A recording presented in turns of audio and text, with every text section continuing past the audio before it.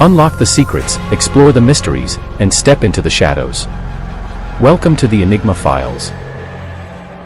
Who she was.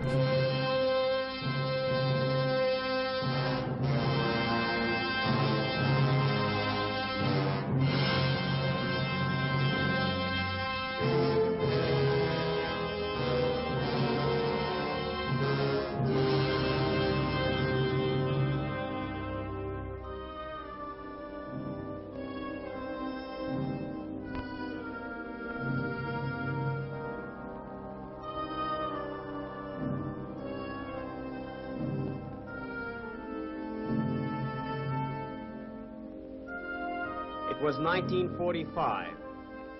The war was over.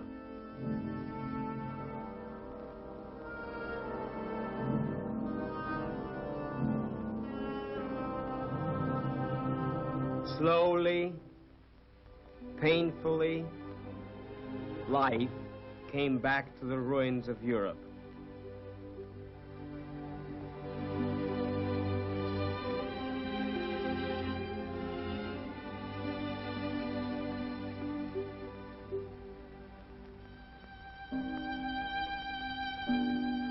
The war was over, but there was no peace. Despair crouched over the continent. Hopelessness circled Europe like a bird of prey. Why? What were the forces? What were the issues in a war that turned nations into rubble heaps and populations into beggars? The people wanted the answers. They wanted to know what happened and why. In the Palace of Justice in Nuremberg, the people of the world came together. For there sat the International Military Tribunal to judge the chief Nazi war criminals.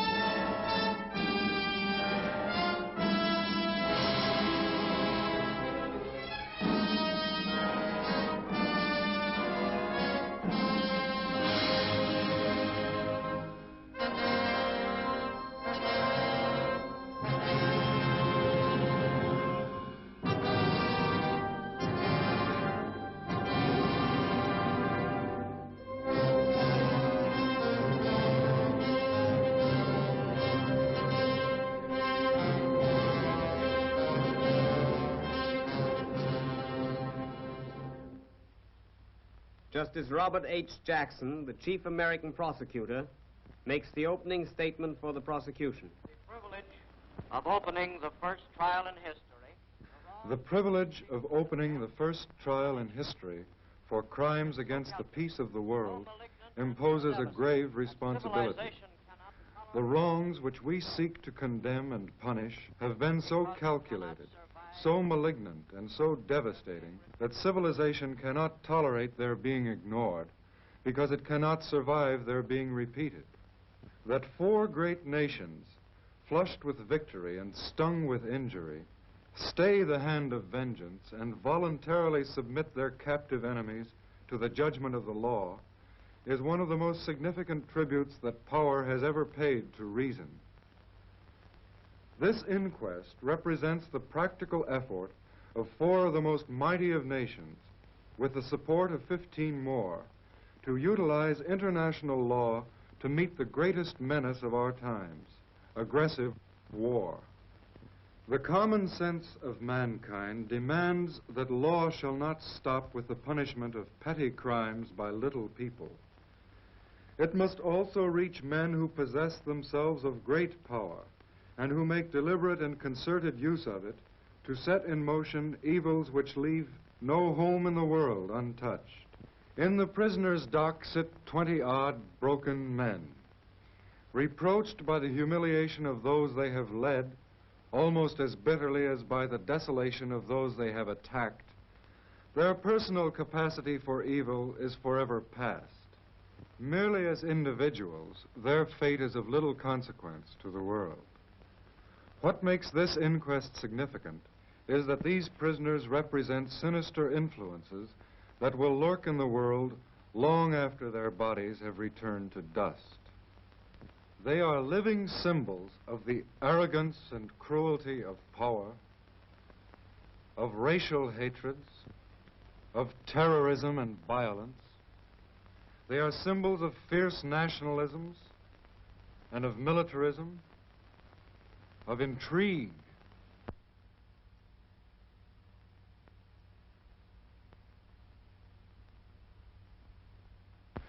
And war-making, which have embroiled Europe generation after generation, crushing its manhood, destroying its homes, and impoverishing its life.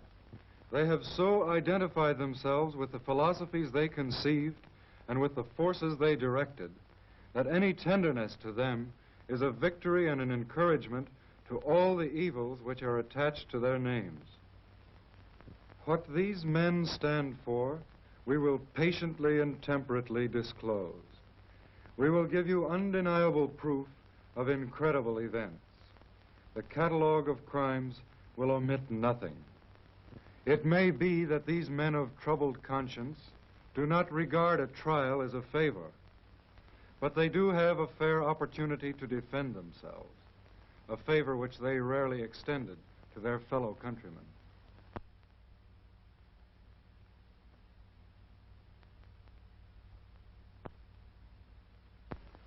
We will not ask you to convict these men on the testimony of their foes. There is no count of the indictment that cannot be proved by books and records.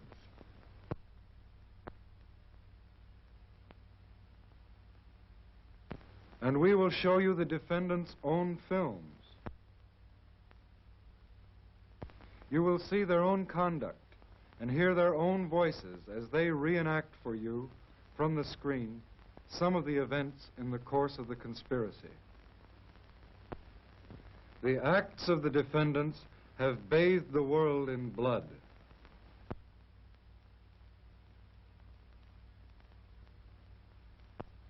And set civilization back a century. They have subjected their European neighbors to every spoliation and deprivation. They have brought the German people to the lowest ebb of wretchedness.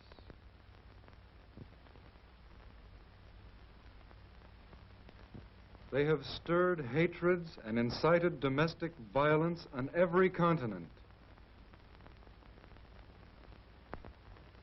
These are the things that stand in the dock shoulder to shoulder with these prisoners. The real complaining party at your bar is civilization. The United States of America present count 1 of the indictment, that all the defendants participated as organizers or accomplices in a common plan or conspiracy to commit crimes against peace, war crimes, and crimes against humanity. The aims of this conspiracy were open and notorious. The aims of this conspiracy were open and notorious. It was far different from any other conspiracy ever unfolded before a court of justice. Pistol shots, and then wild firing. The heart leapt as old war experiences were relived. Its history is the history of the Nazi Party, which grew from the brawling streets of Munich in the 20s.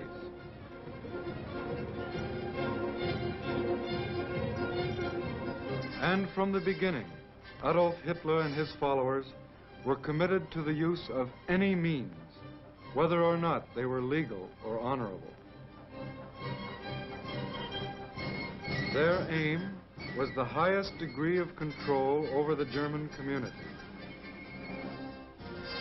Their intentions were blatantly put forth in Mein Kampf and the party program.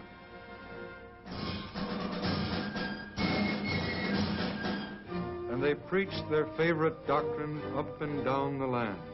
They said that persons of a so-called German blood were a master race, entitled to subjugate or even exterminate other races. They said that the Germans should be ruled under the Führerprinzip, or leadership principle, by which each sub-leader owed unconditional obedience to his superior, and so on right up to Adolf Hitler. They said that war was a noble and necessary activity of Germans.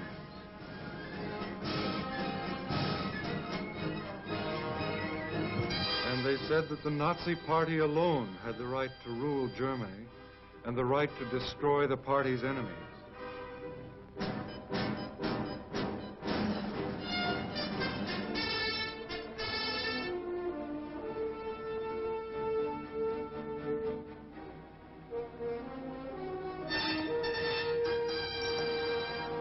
Their rise to power was based on fraud, deceit, intimidation, and coercion, culminating finally in terror and flame.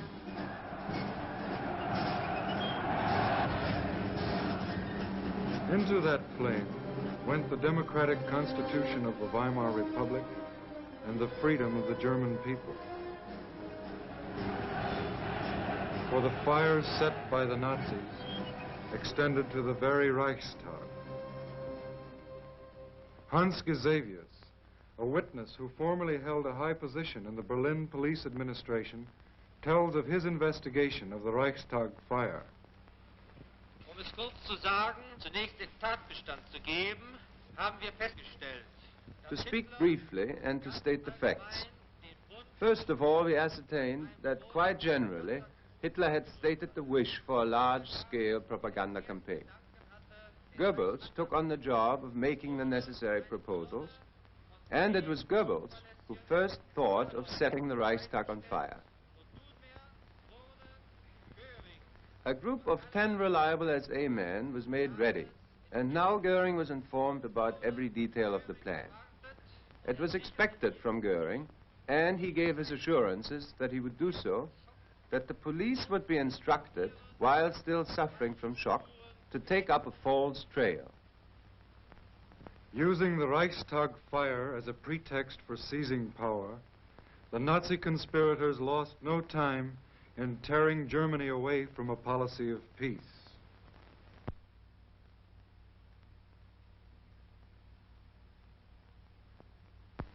Late in 1933, they led their nation out of the Disarmament Conference, quit the League of Nations, and embarked on a course of secret rearmament.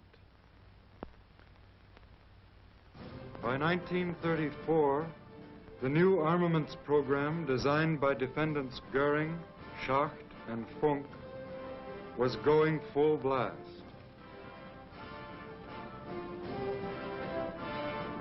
German industry was again turning out the tools of war. The Krupp plants hummed, and 1 year later, Goering could announce, From the strong foundation of the National Socialist ideology, today rises once again the German armed forces. A few days later, General von Blomberg announced the new law for compulsory military service.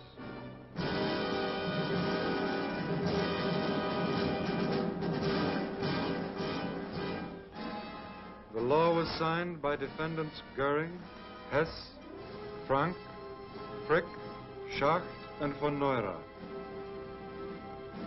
The training began.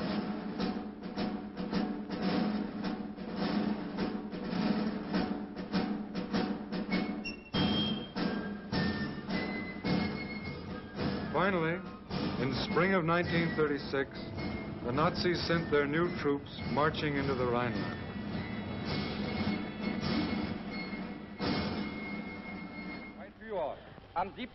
Mein Führer, on March 7th, 1936, soldiers of the army, which was created by order of the Führer, crossed the sacred river of German history and occupied their former garrisons. They pledged the Führer, whatever decisions he may make, unbreakable faith and obedience, and they vowed to follow him and to prove their sincerity by their never-ending love for Germany. The columns grew longer.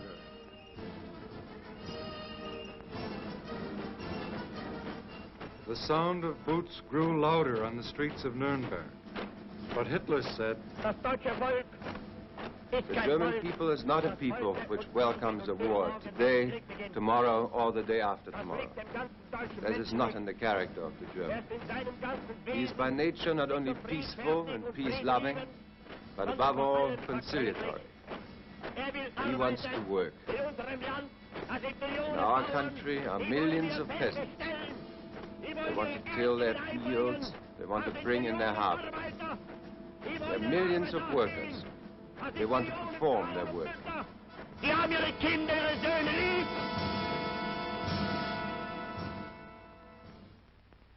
But the Nazi conspirators, in the name of Lebensraum, continued to plot new aggressions against peace.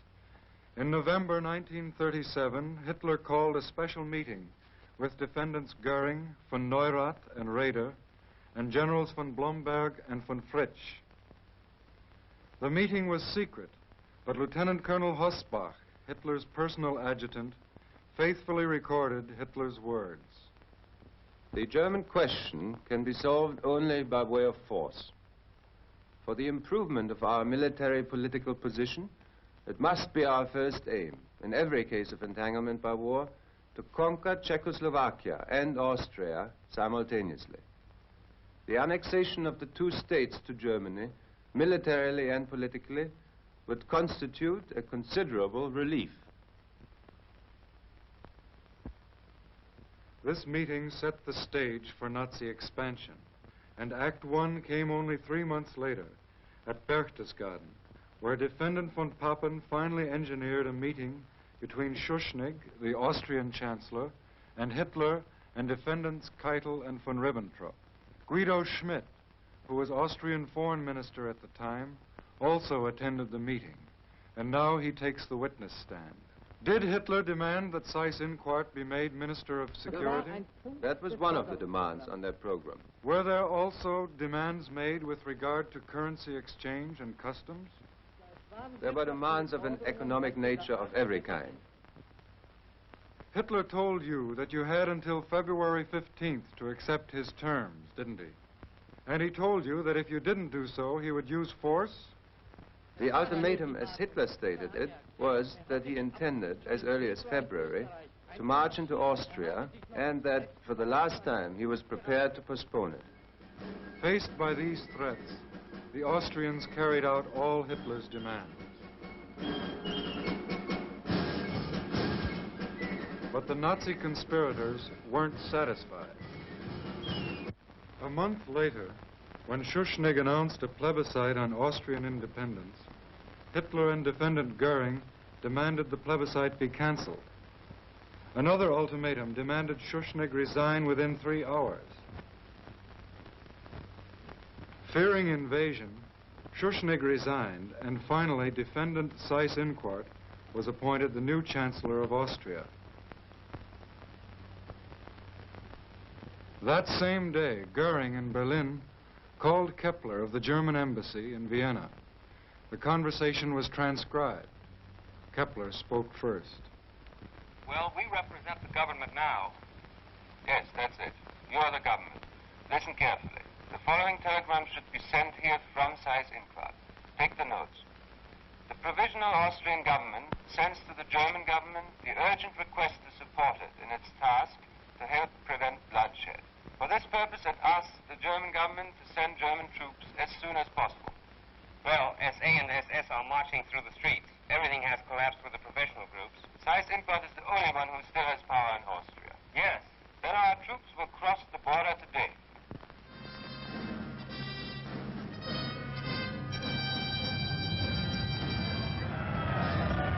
The act was written, joining Austria to Germany, and signed by defendants Seyss-Inquart, Goering, Frick, von Ribbentrop, and Hess.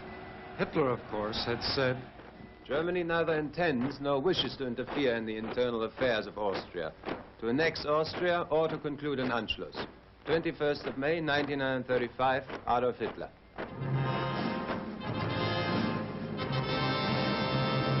The curtain fell on Act One, but already the Nazi conspirators prepared for Act Two, with this 1938 memorandum from Hitler to his high command.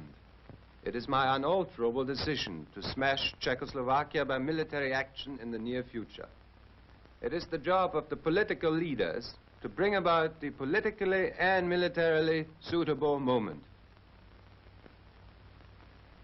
Konrad Henlein was designated political leader. The plan was labeled Operation Green, and Defendant Jodl issued another memorandum reading, Operation Green will be set in motion by means of an incident in Czechoslovakia, which will give Germany provocation for military intervention. The fixing of the exact time for this incident is of the utmost importance. A few months later, Germany signed the Munich Pact with England, France, and Italy. This pact involved the transfer of the Sudetenland to Germany. The conspirators called it their last territorial demand.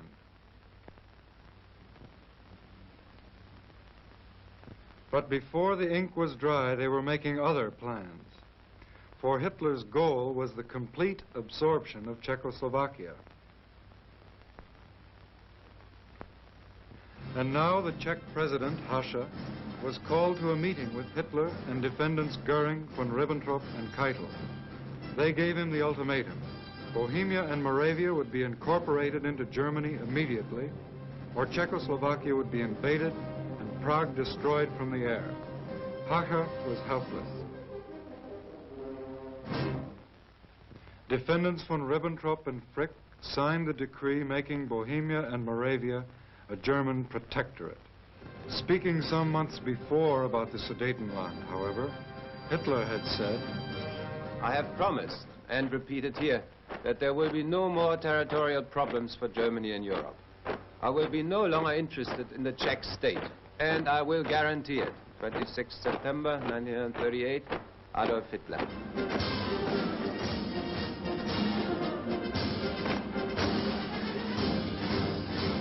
Now, according to more of his adjutant's notes, Hitler reviewed the Nazi plan of violence and treachery from 1934 to 39. The notes read, First, rearmament. In 1935, the introduction of compulsory military service. After that, militarization of the Rhineland. 1 year later, Austria came. It brought about a considerable reinforcement of the Reich. The next step was Bohemia and Moravia. Then followed the erection of the Protectorate, and with that, the basis for action against Poland was laid.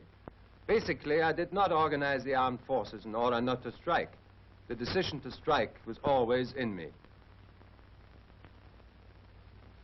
In the name of the United Kingdom of Great Britain and Northern Ireland, Sir Hartley Shawcross presents Count 2, Crimes Against Peace, charging that all the defendants participated in the planning and waging of wars of aggression, wars in violation of international treaties, agreements, and assurances. The first step was the Rhineland, and the next step was Austria. the Rhineland is occupied, Austria and Czechoslovakia are seized by Germany, and now the Nazi conspirators turn to the next problem, the conquest of Poland. Again, an adjutant, Lieutenant Colonel Schmundt, transcribed Hitler's words. The solution of the problem demands courage. It is impossible without invasion of foreign states or attacks on foreign property. There's therefore no question of sparing Poland, and we are left with the decision to attack Poland at the first suitable opportunity. We cannot expect a repetition of the Czech affair. There will be war. Meanwhile, according to their well-established practice, the conspirators stirred up the Danzig issue to furnish frontier incidents which could justify an attack on Poland. Then, on 23 August, the Nazis signed their non-aggression pact with Russia. Then Hitler told his high command, Now Poland is in the position in which I want her. I'm only afraid that at the last moment some Schweinehund will make a proposal for mediation. appeals were made, twice by the Pope and by President Roosevelt.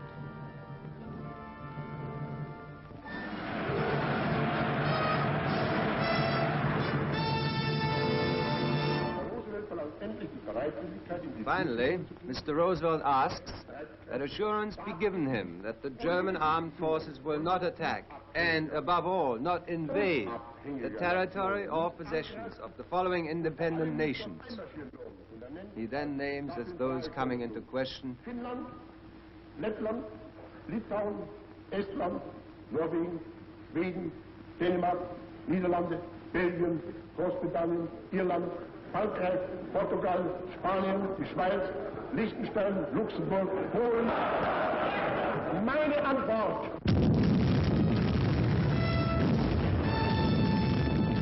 On 1 September 1939, the Nazis sent the Wehrmacht smashing into Poland and into a new world war.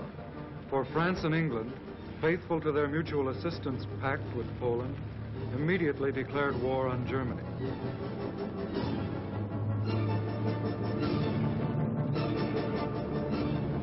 The Luftwaffe opened mass attacks on Polish towns and cities.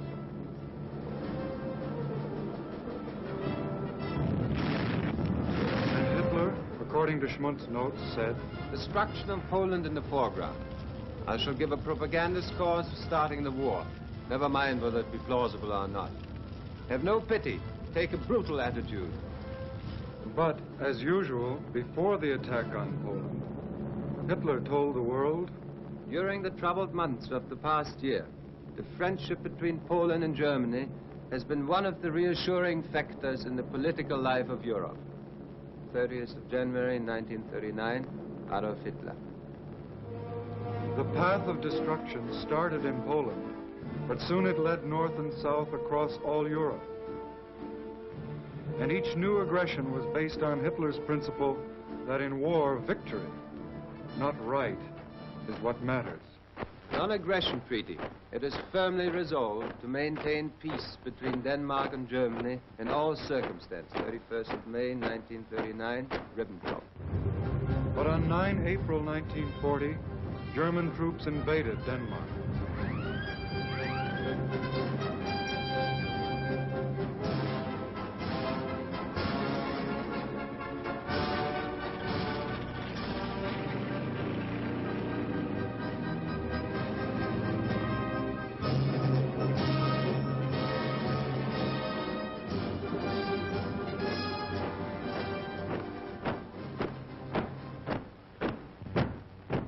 The German Reich government is determined, in view of the friendly relations which exist between Norway and Germany, under no circumstances to prejudice the inviolability and integrity of the Norwegian state.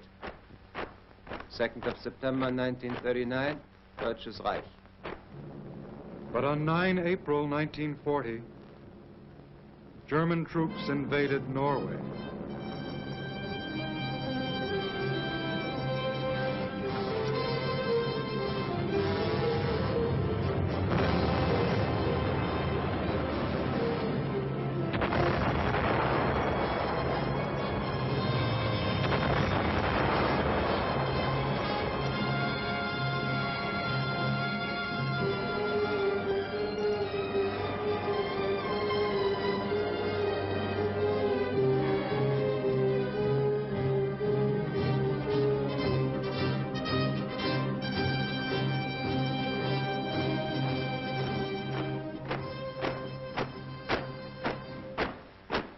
I assure the governments of Belgium, Holland, and Luxembourg that Germany will not violate their neutrality.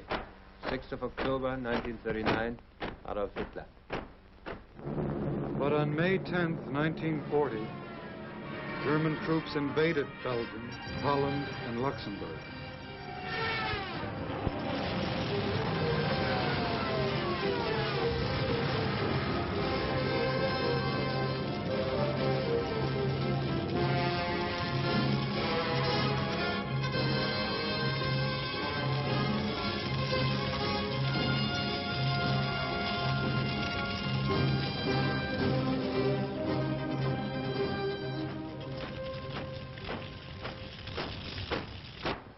Firmly established, reliable relationship of Germany to Yugoslavia will represent an element of calm to our nerve-wracked continent.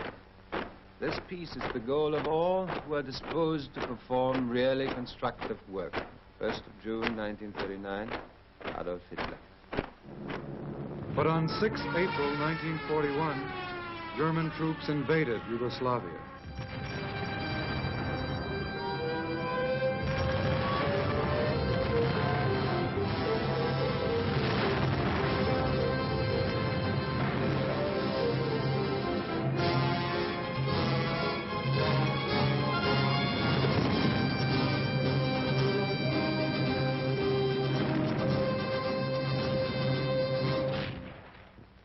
These criminal methods of the Nazi conspirators brought them early success, and by 1941, they had most of Europe under their heel.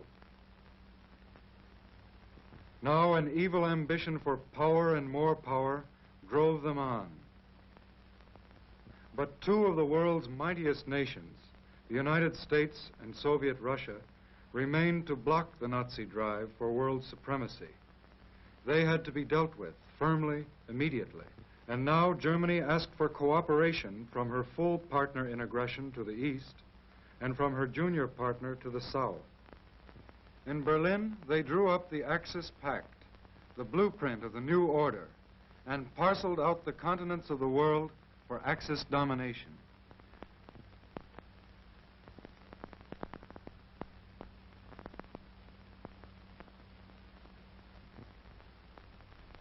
Italy was to get the Mediterranean sphere. Japan was to get the Orient,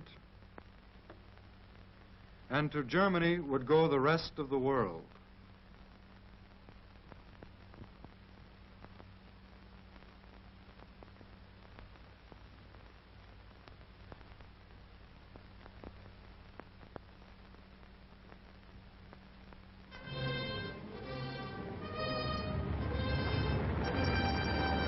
In June 1941, in violation of their non-aggression pact, the Nazis sent the Wehrmacht deep into Soviet territory, according to military plans long made.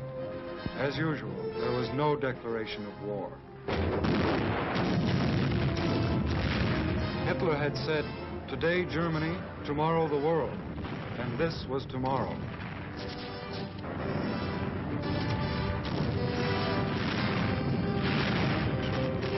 Land warfare in the east, air warfare in the west. For now, Defendant Goering's Luftwaffe was hurled with full force against the people and cities of Britain. Hitler, after all, had told the Reichstag, "I will blot out their cities."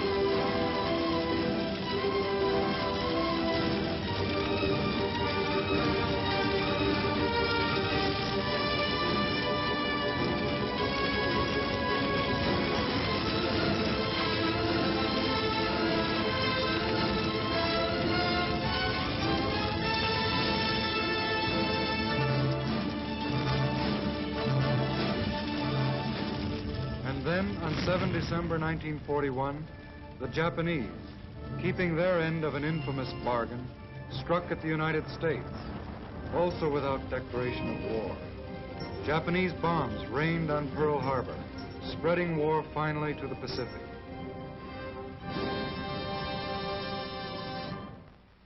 The new order was on the march. World War II flamed around the globe.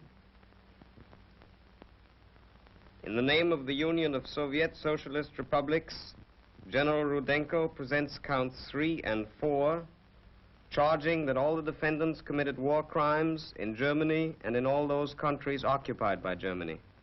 Убийство военнопленных, истребление мирного населения, ограбление... The Nazi conspirators committed crimes against enemy armies, against prisoners of war, against the civilians of occupied lands.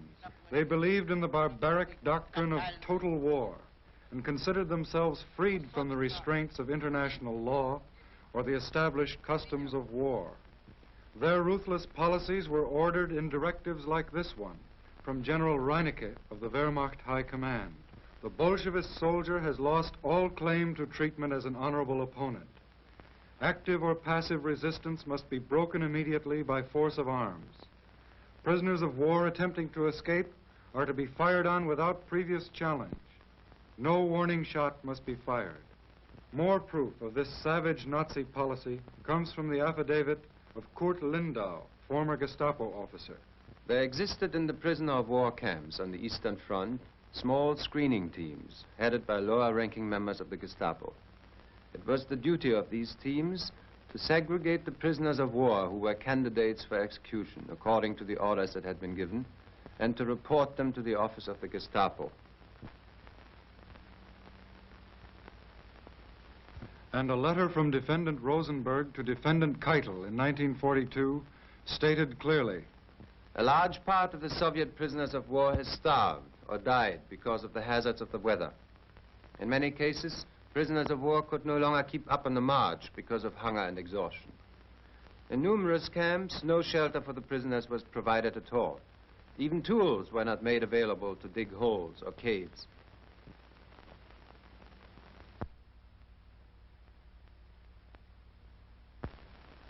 Yet, when some objected that this treatment violated the Geneva Convention, Defendant Keitel answered with this memorandum.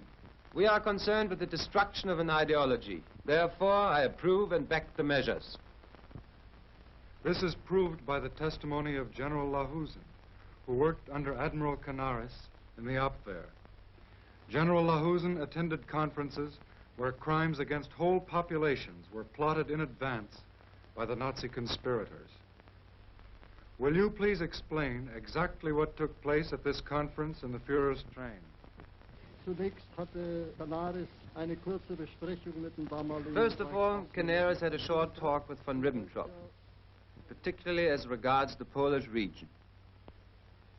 Secondly, Canaris spoke vehemently against the measures that he, Canaris, had found out about, to wit, the projected shooting and extermination measures that were being directed against the Polish intelligentsia, nobility, and clergy, as well as all elements that could be regarded as embodiments of the national resistance movement.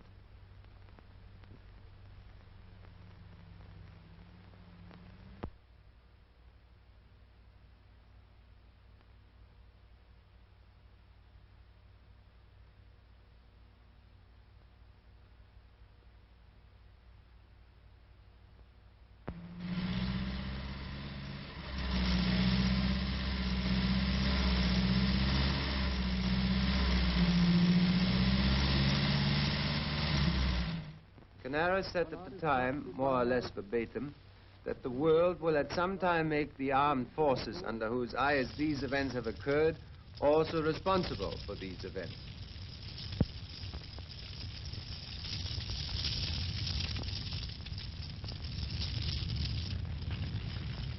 Defendant Frank, Nazi governor of Poland, was another of the conspirators guilty of directing mass murder. In his diary, he speaks of taking advantage of the focus of attention on the Western Front by carrying out wholesale liquidation of thousands of Poles. These atrocities were not restricted to the east. Here is the proof in the village of Oradour-sur-Glane, France.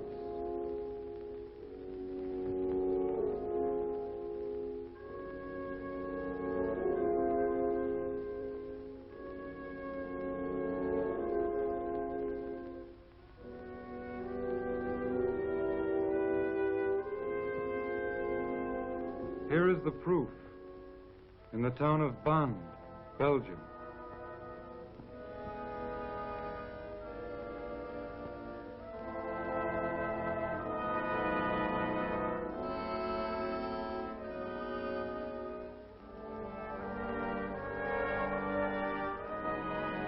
Here is the proof in the San Callisto Caves, Italy, where 350 hostages were carefully listed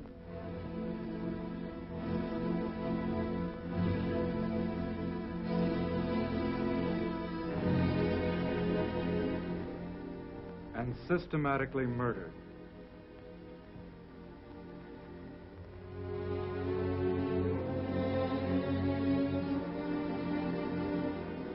And here is Lidice in Czechoslovakia. In blind retaliation for the assassination of SS man Heydrich, the Nazis murdered all Lidice's men and sent their women and children into slavery in Germany.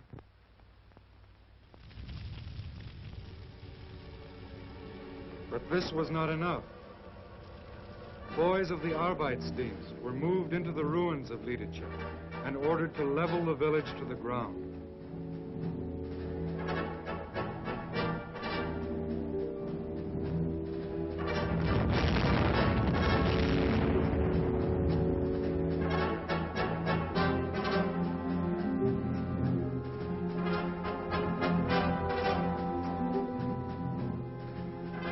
Lidice was to be the Nazis' example to all occupied peoples.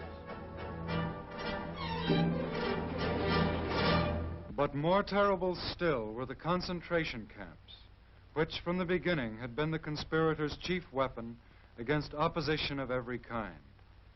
German anti-Nazis were the first victims, but with the war their numbers swelled to include citizens of all the nations of Europe.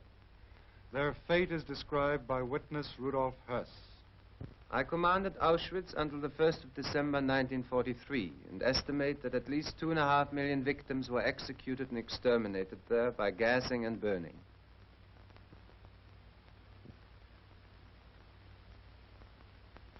At least another 500,000 succumbed to starvation and disease, making a total dead of about 3 million. Included among the executed and burned were approximately 20,000 Russian prisoners of war who were delivered at Auschwitz in Wehrmacht transports.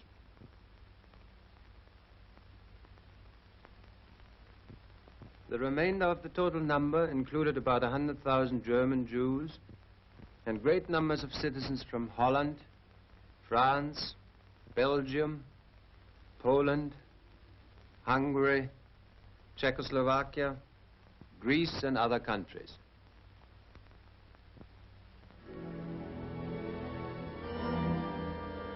Medical experiments, too, were standard procedure at many concentration camps. These included lowering the body temperature to 28 degrees centigrade, high-altitude tests in pressure chambers, experiments with poisoned bullets and contagious diseases, and even sterilization experiments. This was genocide, the premeditated destruction of entire peoples. Genocide, the direct result of the Nazis' claim that they had the right to destroy the party's opposition. Tomorrow, the world, dead or alive.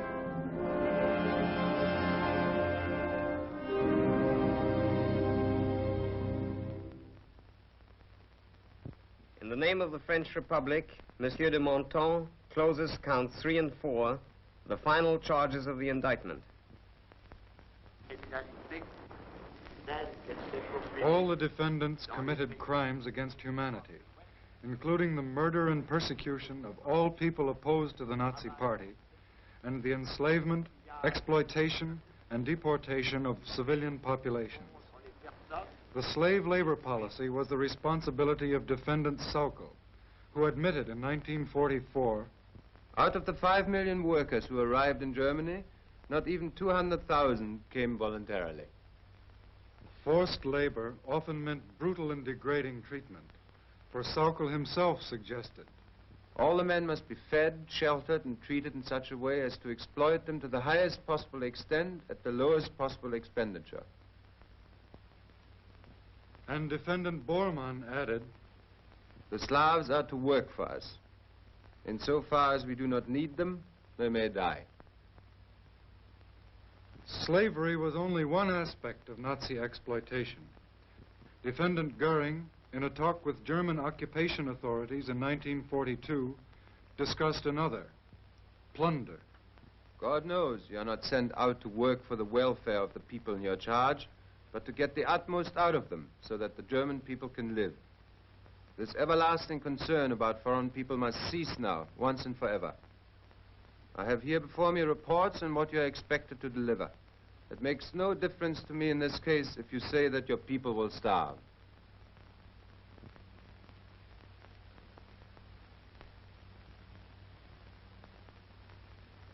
But Nazi crimes against humanity were not limited to foreign peoples.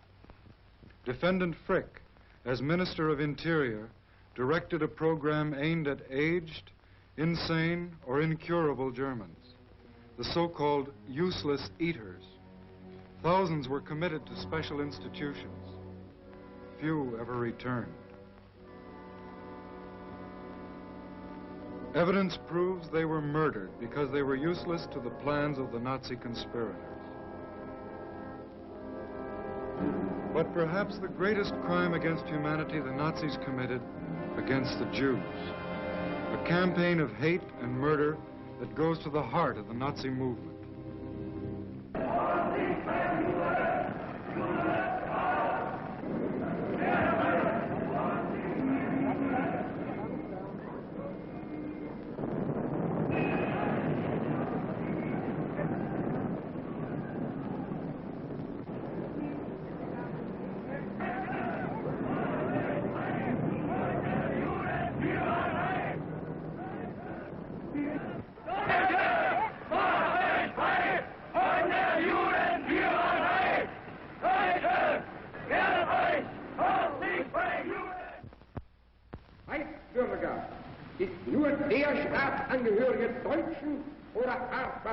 German citizens are only those of German or related blood, willing to serve the German Reich and people. Marriages between Jews and citizens of German or related blood are prohibited.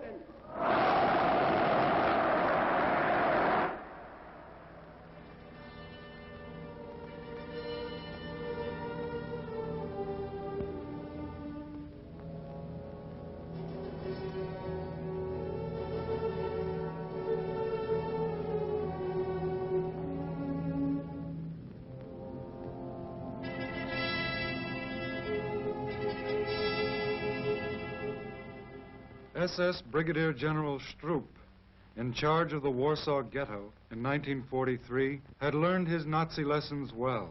In a secret report, he said, "The Reichsführer SS ordered on the 23rd of April 1943 the cleaning out of the ghetto with utter ruthlessness.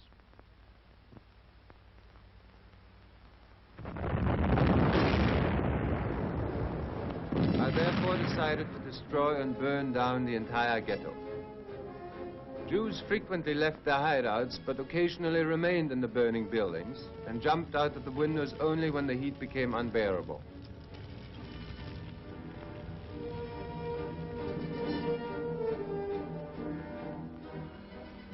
Life in the sewers was not pleasant after the first week. Tear gas bombs were thrown into the manholes, and the Jews were driven out and captured. Countless numbers of Jews were liquidated in sewers and bunkers through blasting. The longer the resistance continued, the tougher became the members of the Waffen-SS, police and Wehrmacht, who always discharged their duties in an exemplary manner. Little by little, the Nazis were reaching what they called the final solution, the total extermination of the Jews of Europe. Hess described the process well. We had 2 SS doctors on duty at Auschwitz to examine the incoming transports of prisoners. The prisoners would be marched past one of the doctors, who would make spot decisions as they walked by. Those who were fit for work were sent into the camp. Others were sent immediately to the extermination plant. Children of tender years were invariably exterminated, since by reasons of their youth they were unable to work. We endeavored to fool them into thinking they were to go through a delousing process.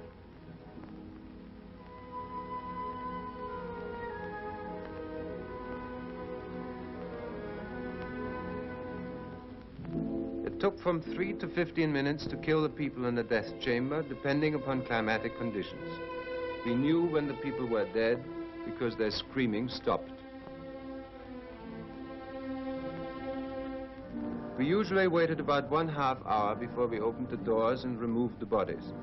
After the bodies were removed, our special commandos took off the rings and extracted the gold from the teeth of the corpses. Much of this loot was then transferred to secret vaults of the Reichsbank at Frankfurt am Main, the Reichsbank of Defendant Funk.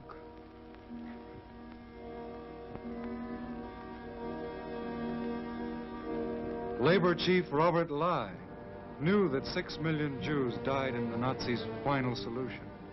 In his will, he said, "In anti-Semitism, we violated a basic commandment of God's creation. It is hard to admit mistakes, but the whole existence of our people is in question. We must have the courage to rid ourselves of anti-Semitism. God has taught me that in my cell in Nuremberg."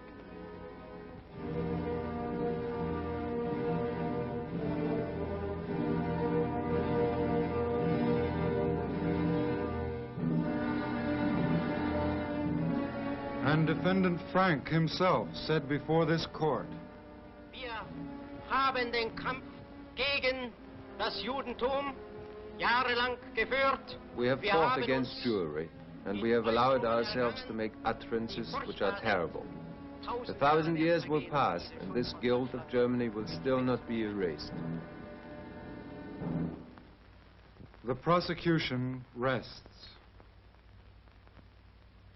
The defense begins. They call 61 witnesses and introduce 38,000 affidavits on the defendant's behalf. They submit 136,000 more affidavits on behalf of the SS, 10,000 on behalf of the SA, 7,000 on behalf of the SD, 3,000 on behalf of the General Staff and OKW, 2,000 on behalf of the Gestapo. These attorneys were personally selected by the defendants. Many are well-known German lawyers, and each now rises to plead acquittal for his client. Some make blanket denials of all guilt.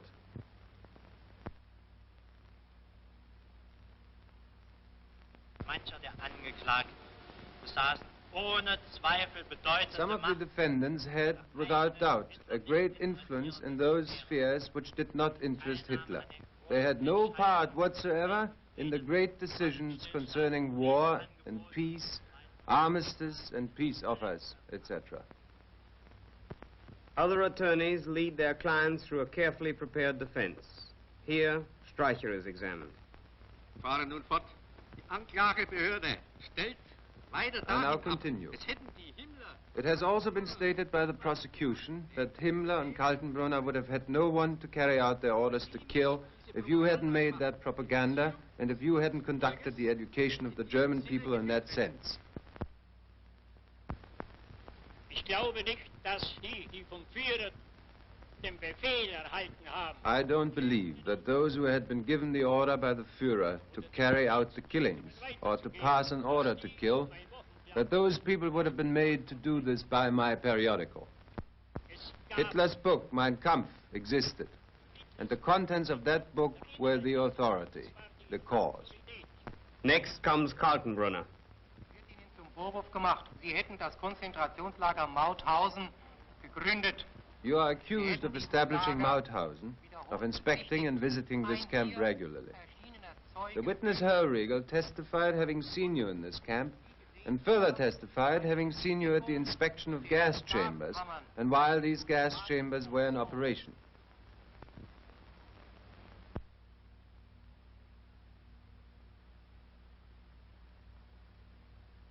Diese Bekundungen sind falsch. The testimony is wrong. Every concentration camp in the Reich, of which I know anything, was established by Himmler, through Paul. Later, the prosecution is allowed to cross-examine the defendants. Rosenberg is questioned.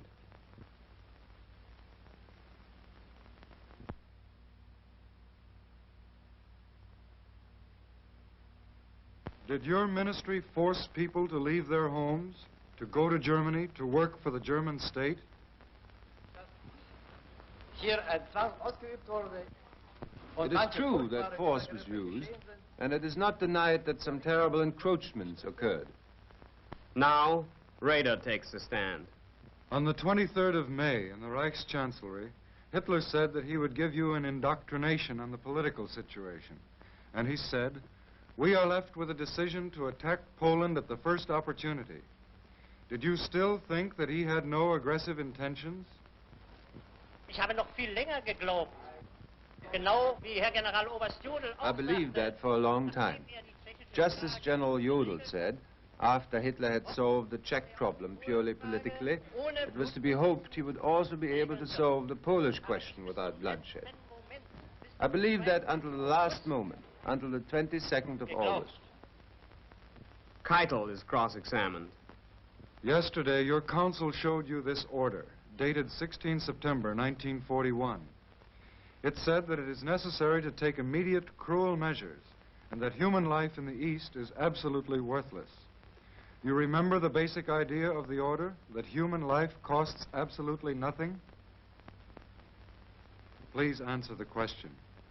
You signed this order with this statement? Ja. Next, Jodl. Do you remember any other reason for such great mortality among Soviet prisoners of war?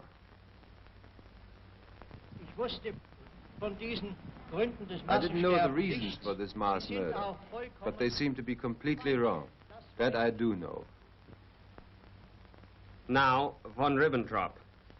Are you telling the tribunal on your oath that you knew nothing about the effect of military pressure on Austria?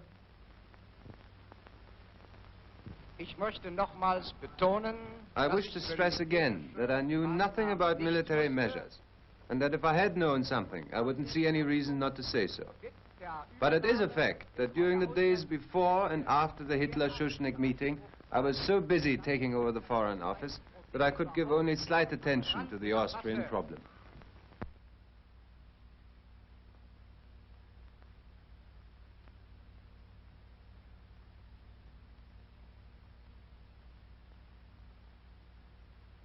Then Goering is cross-examined. At the end of the meeting, you used the following words, didn't you? German Jewry must, as a penalty, forfeit 1 billion marks. Then the pigs won't commit any more crimes. Jawohl. Do you still say that neither Hitler nor you knew of the policy to exterminate the Jews? Soweit es mich betrifft, habe ich gesagt, dass I already have said that not even approximately did I know to what degree this thing took place. You did not know to what degree, but you knew there was a policy that aimed at the liquidation of the Jews. Nein, auf die Auswanderung der Juden und nicht auf ihre No, not liquidation of the Jews. I only knew that certain perpetrations had taken place. Speer takes the stand. You were present on April 23rd, 1945, when Hitler received the telegram from Goering suggesting that he take over power. What did Hitler say on that occasion?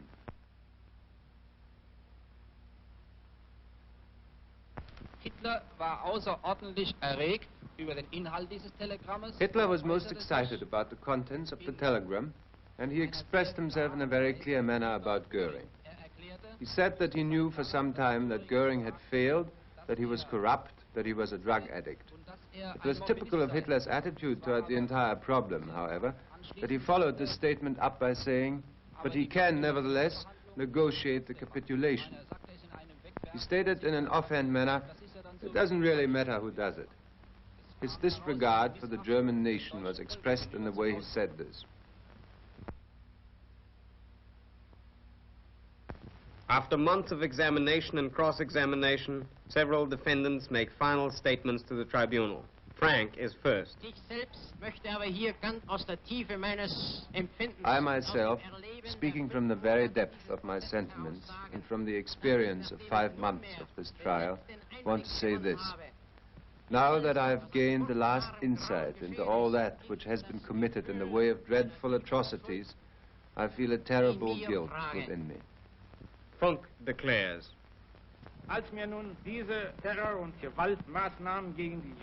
When these measures of terror and violence against Jews were put up to me, I suffered a nervous breakdown, because at the moment it came to my mind with full clearness that from here on the catastrophe took its course all the way up to the terrible and atrocious things about which we have heard, and about which I knew only in part at the time of my imprisonment.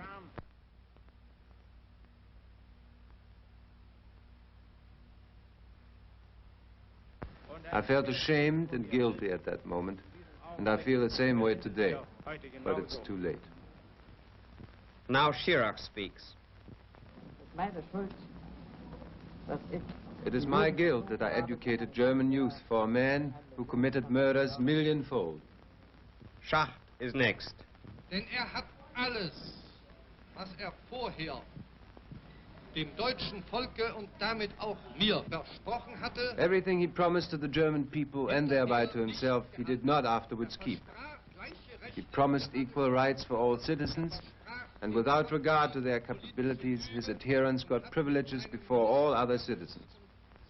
He promised to fight against political lies, and together with his minister Goebbels and by himself, he never did anything but disseminate political lies and political fraud. He released criminals and put them into his service.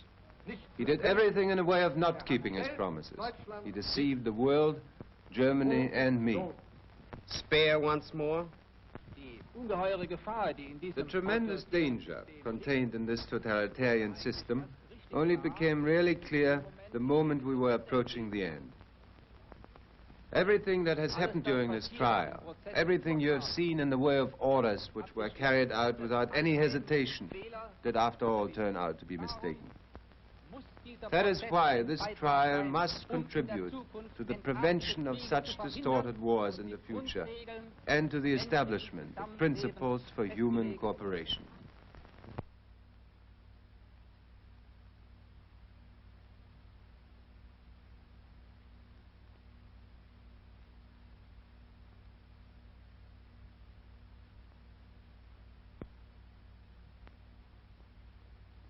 And Keitel again. Ich habe geirrt und war nicht imstande, I erred. I was not able to prevent what should have been prevented. That is my guilt. das ist I meine can Schuld. only wish that out of a clear recognition of the causes, of the disastrous methods, and the terrible consequences of this war, there will arise for the German people a new hope for a better future in the community of nations.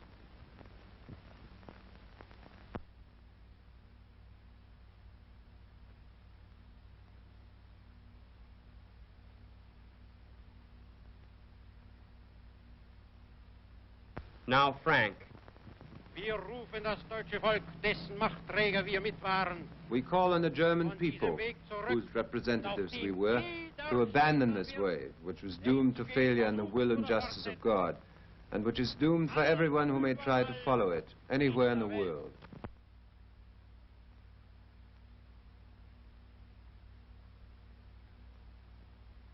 The last defendant to speak is Fritzsche. Nun, Sie haben von Hitler nichts Gutes erwartet. You of the prosecution did not expect anything good from Hitler, and you are amazed about the extent of what really happened.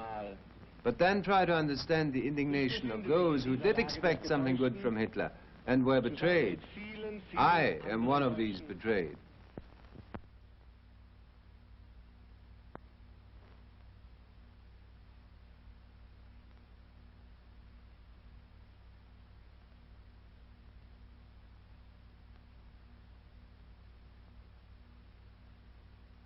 Finally, both defense and prosecution sum up their arguments for the tribunal. An aggressor can be branded only by the world's conscience. That supreme organ of humanity must have not only real, but also moral authority. Its impartial judgment must be looked upon with general confidence. It must stand above the contesting parties. In the name of the United States of America, Justice Jackson delivers his summation. According to the testimony of each defendant, these men saw no evil, spoke none, and none was uttered in their presence. If we combine only the stories from the front bench, this is the ridiculous composite picture of Hitler's government that emerges. It was composed of a number 2 man who never suspected the Jewish extermination program, although he signed over a score of anti-Semitic decrees. A number 3 man who was merely an innocent middleman, transmitting Hitler's orders without even reading them, like a postman or delivery boy. A foreign minister who knew little of foreign affairs and nothing of foreign policy. A field marshal who issued orders to the armed forces but had no idea of the results they would have in practice.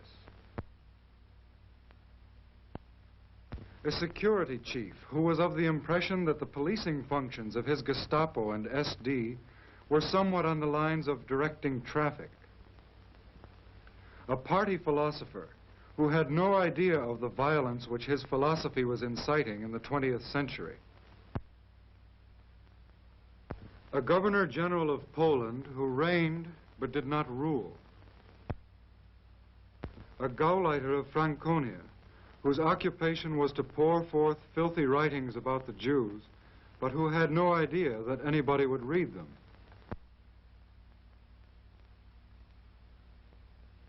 A minister of the Interior who knew not even what went on in his own office, much less the interior of his own department, and nothing at all about the interior of Germany.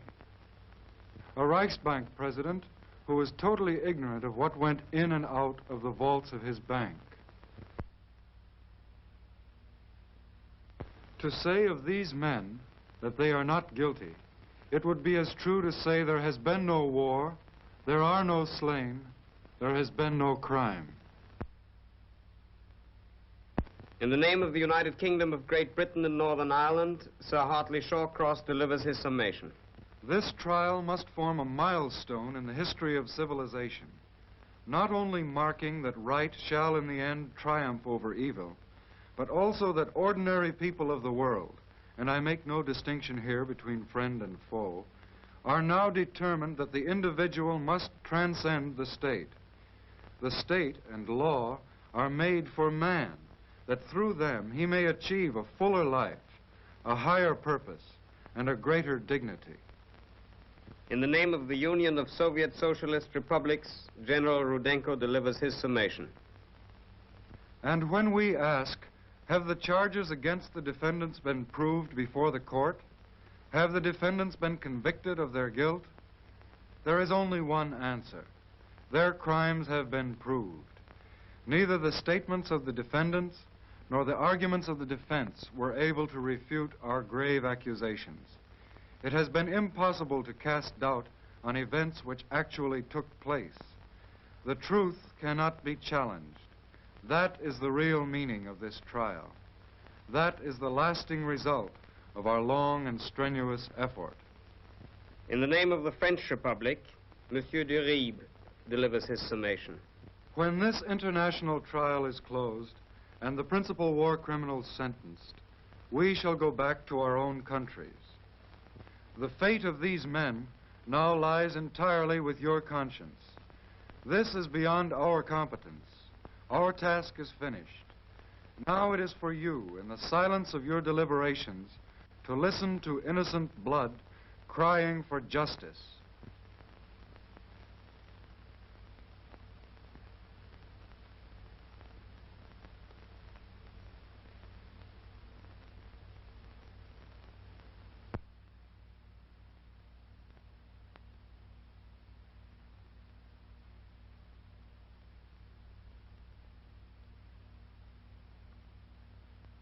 Lord Justice Lawrence, Great Britain. Mr. Francis Biddle, United States. Monsieur de Faber, France. And Major General Nikitchenko, USSR, and their alternates prepare the verdict. It will be based on the opinion of the majority.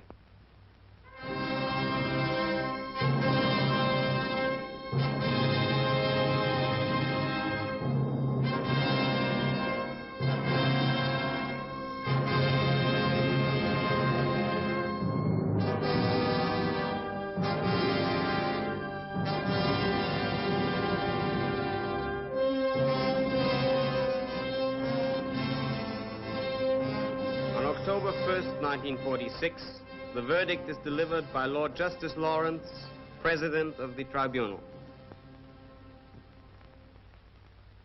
Of the organizations, the SS, SD, Gestapo, and Leadership Corps are found guilty. The High Command, SA, and Reich Cabinet not guilty. As for the individual, Wilhelm Hermann Goering, guilty of conspiracy, crimes against peace, war crimes, and crimes against humanity. Death by hanging. Rudolf Hess, guilty of conspiracy and crimes against peace. Life imprisonment. Joachim von Ribbentrop, guilty of conspiracy, crimes against peace, war crimes, and crimes against humanity. Death by hanging. Wilhelm Keitel, guilty of conspiracy, crimes against peace, war crimes, and crimes against humanity. Death by hanging. Ernst Kaltenbrunner, guilty of war crimes and crimes against humanity. Death by hanging. Alfred Rosenberg, guilty of conspiracy, crimes against peace, war crimes, and crimes against humanity. Death by hanging. Hans Frank, guilty of war crimes and crimes against humanity. Death by hanging. Wilhelm Frick, guilty of crimes against peace, war crimes, and crimes against humanity. Death by hanging. Julius Streicher, guilty of crimes against humanity. Death by hanging. Walter Funk, guilty of crimes against peace, war crimes, and crimes against humanity. Life imprisonment. Hjalmar Schacht, not guilty on this indictment, released. Karl Dönitz, guilty of crimes against peace and war crimes, 10 years imprisonment. Erich Raeder, guilty of conspiracy, crimes against peace, and war crime, life imprisonment. Baldur von Schirach, guilty of crimes against humanity, 20 years imprisonment. Fritz Saukel, guilty of war crimes and crimes against humanity, death by hanging. Alfred Jodl, guilty of conspiracy, crimes against peace, war crimes, and crimes against humanity, death by hanging. Franz von Papen, not guilty on this indictment, released. Albert Speer, guilty of war crimes and crimes against humanity, 20 years imprisonment. Konstantin von Neurath, guilty of conspiracy, crimes against peace, war crimes, and crimes against humanity, 15 years imprisonment. Arthur Seyss-Inquart, guilty of crimes against peace, war crimes, and crimes against humanity, death by hanging. Hans Fritzsche, not guilty on this indictment, released. Martin Bormann, tried in absentia, guilty of war crimes and crimes against humanity, death by hanging. The trial is over.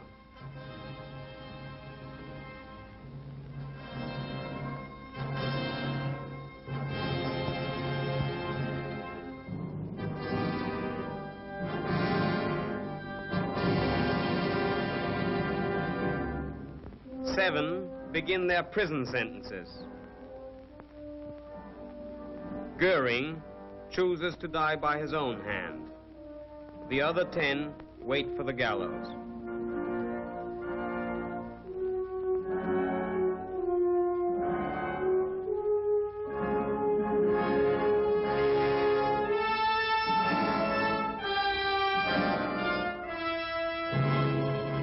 In Nuremberg, the people of the world found out and why.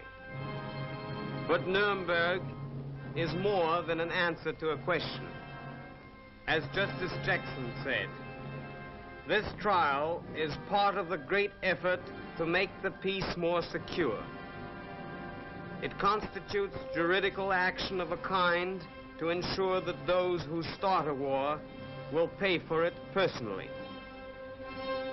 Nuremberg stands as a warning to all those who plan and wage aggressive war.